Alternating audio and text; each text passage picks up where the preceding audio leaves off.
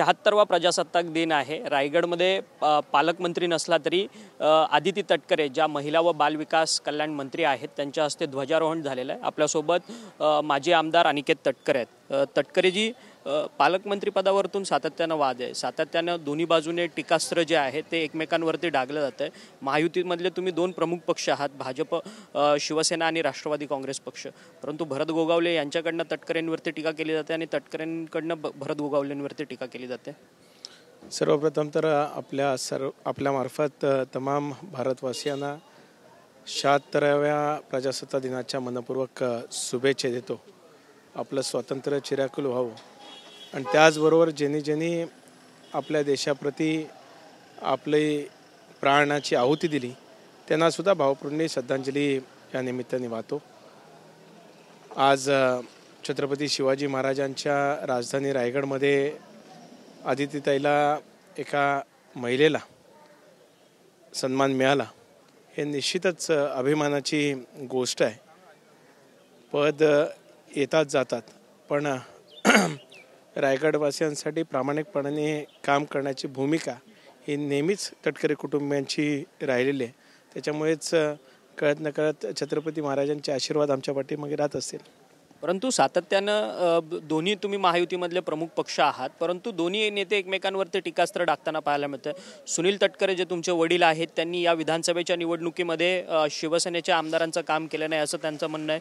भरत गोगावले म्हणतात आम्हाला तिघांना पाडण्यासाठी पुरेपूर प्रयत्न सुनील तटकरेंनी केला आहे। पालीच्या मंदिरात जाऊ तिथे शपथ घेऊ कोणी कोणाचं काम केलं म्हणून।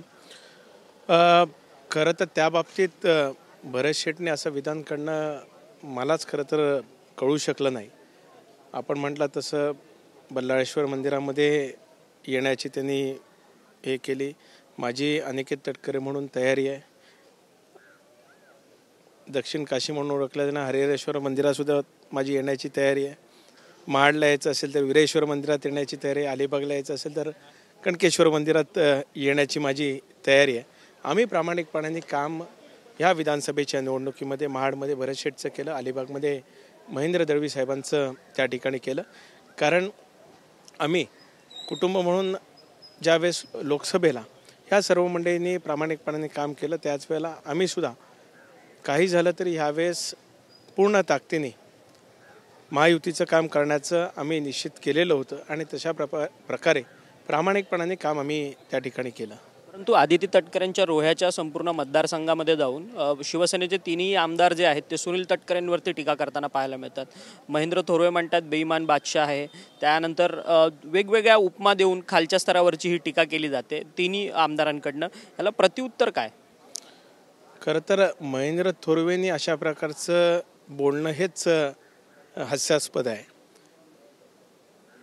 बेईमानीचे बादशाह म्हणण्यापेक्षा ते गद्दारीचे बादशाह आहेत असं मी छातीटोकपणाने म्हणतो।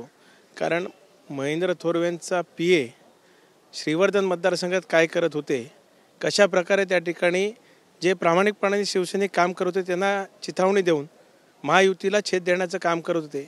झाकली मूठ मी इतके दिवस बोलत नव्हतो, पण वेळ पडल्यावर सगळ्या गोष्टी निश्चितच मी बाहेर काढू शकतो।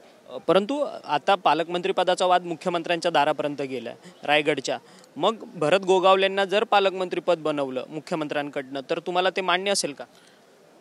आम्ही नेते मंडळींना मानणारी माणसं आहोत, त्याच्यामुळे निश्चितच राज्याचे मुख्यमंत्री देवेंद्रजी असतील, आदरणीय उपमुख्यमंत्री एकनाथराव शिंदेसाहेब असतील, आदरणीय आमचे राष्ट्रीय अध्यक्ष आणि उपमुख्यमंत्री अजितदादा असतील, ते जो निर्णय देतील तो आम्ही निश्चितच मान्य करू।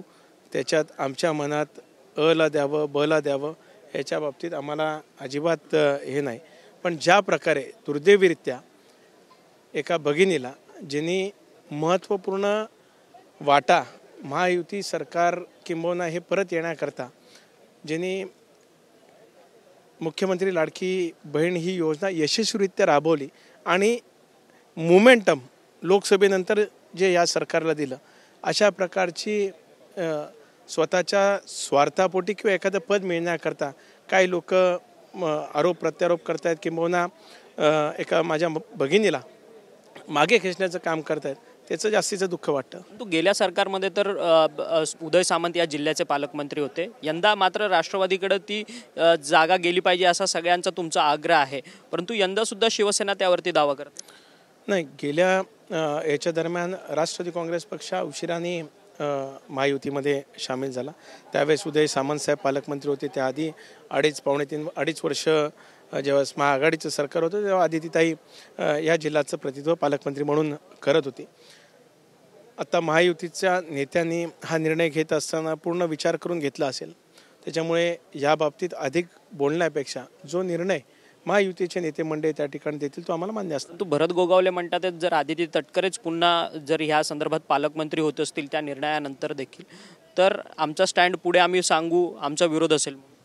ते वेळ आल्यावर बघून, आता त्याच्या बाबतीत चर्चा करण्यापेक्षा आता माननीय मुख्यमंत्री दावोसवरून आलेले आहेत. त्याच्यामुळे आज प्रजासत्ताक दिनाचा पूर्णपणाने सगळा कार्यक्रम आटोपल्यानंतर पुढच्या 1-2 दिवसात त्या बाबतीतला निर्णय घेतील आणि जो काय निर्णय घेतील तो आम्हाला राष्ट्रवादी काँग्रेस पक्ष म्हणून निश्चितच मान्य असणार आहे. धन्यवाद अनिकेतजी, तुम्ही आमच्याशी बातचीत केली. माजी आमदार अनिकेत तटकरे होते. त्यांचं म्हणणं आहे की कुठेतरी रायगड ही छत्रपती शिवाजी महाराजांची भूमी आहे. त्या भूमीमध्ये महिला भगिनींचा सन्मान जो आहे तो महायुतीच्याच नेत्यांकडनं राखला जात नाही आहे, परंतु पालकमंत्रीपदाच्या संदर्भात मुख्यमंत्री जो निर्णय घेतील तो आम्हा सर्वांना मान्य असेल आणि पुढची भूमिका जी आहे ती पुढे कोणत्या घटना होतात त्यावरतून आम्ही घेऊ, असं मत माजी आमदार अनिकेत तटकरे यांनी आपल्याशी बोलताना केलं. व्हिडिओ जर्नलिस्ट मनीष विचारेसह अक्षय मंगणी, TV9 मराठी, रायगड.